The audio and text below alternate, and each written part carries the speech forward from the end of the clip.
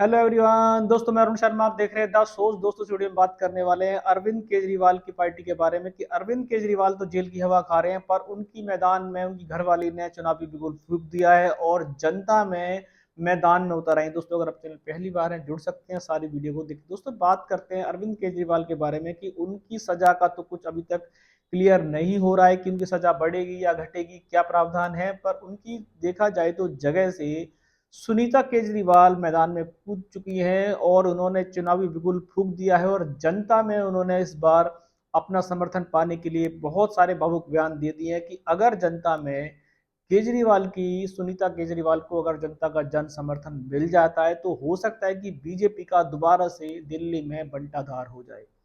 BJP के चलते बहुत सारी चीजों से केजरीवाल को रोका जाता था, ये ऐसा केजरीवाल की पार्टी का आरोप है। पर जो शराब घोटाले के तार जुड़े थे, इस पे बीजेपी पे बहुत सारे आरोप लगे, पर ये कोर्ट का मामला है और अब तक अरविंद केजरीवाल को कोर्ट की तरफ से कोई राहत भरी सांस नहीं मिली है और उन्होंने अब तक अपना मुख्यमंत्री का इस्तीफा नहीं सौंपा है और जेल से सरकार चलाने के आसार संजय हुए हैं। पर इसी बीच उन्होंने एक चुनावी पत्ता फेंक दिया है और उन्होंने अपनी कमान अपनी घरवाली को दे दी है। और सुनीता केजरीवाल आज से पहले कभी इतनी सक्रिय नहीं रही जितने केजरीवाल रहे थे और केजरीवाल के जाते ही उन्होंने सारे चुनावी रण को संभाल लिया है और उन्होंने कांग्रेस के साथ मिलकर बहुत सारे दलों के साथ मिलकर दिल्ली में चुनावी बिगुल जो फूका है उसमें जनता का बेहद भीड़ देखी जा सकती है। अब ये भीड़ जिस तरीके से सुनीता केजरीवाल के समर्थन में है और जिस तरीके से केजरीवाल की घरवाली बयान दे रही हैं, अगर जनता में उनके बयान सटीक बैठ जाते हैं और अपनी बात को रखने में वो सक्षम हो जाती हैं तो सुनीता केजरीवाल को जन समर्थन जो मिल रहा है, अगर ये वोटों में तब्दील होता है तो बीजेपी की सारी मुश्किलें फिर बढ़ जाएंगी और बीजेपी की कड़ी कराई मेहनत पे पानी फिरने वाला है।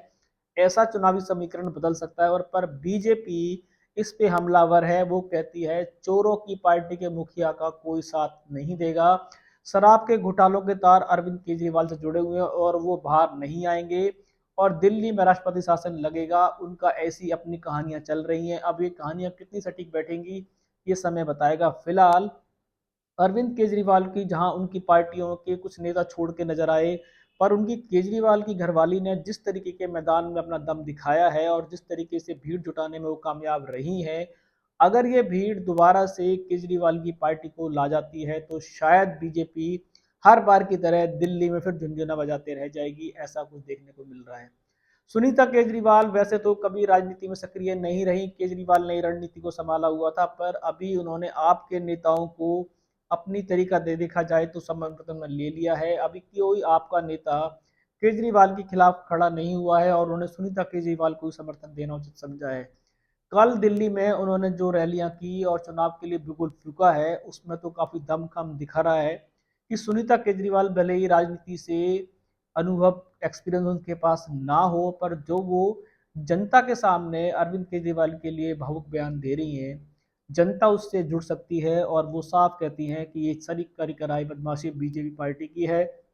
और कल उनको तिहाड़ में मिलने का जो टाइम था उससे उनको रोका गया और ऐसे कब तक रोक पाएगी। जितनी भी बदमाशी हो रही है, गुंडागर्दी हो रही है, तानाशाही हो रही है, सब ये बीजेपी के कलाकारी की तरफ से हो रही है। पर इसका कुछ ग्राउंड जीरो से इसका कोई लेना देना नहीं है क्योंकि ये कोर्ट के अधीन मामला है। इसमें बीजेपी क्या शरारत करती है, कोर्ट अपने डिसीजन किस तरीके से देते हैं, ये हर पार्टी दूसरी पार्टी पर आरोप लगाती है। हम इसका समर्थन नहीं करते हैं, पर जिस तरीके से अरविंद केजरीवाल की पार्टी की मुखिया सुनीता केजरीवाल बनी है और समय रहते वो अपनी छाप पब्लिक तक छोड़ पाई और समय रहते अरविंद केजरीवाल की पार्टी को जन समर्थन मिला, तो अच्छी खासी बढ़त से सुनीता केजरीवाल दोबारा से अरविंद केजरीवाल की पार्टी आम आदमी पार्टी को लाने में सक्षम होगी।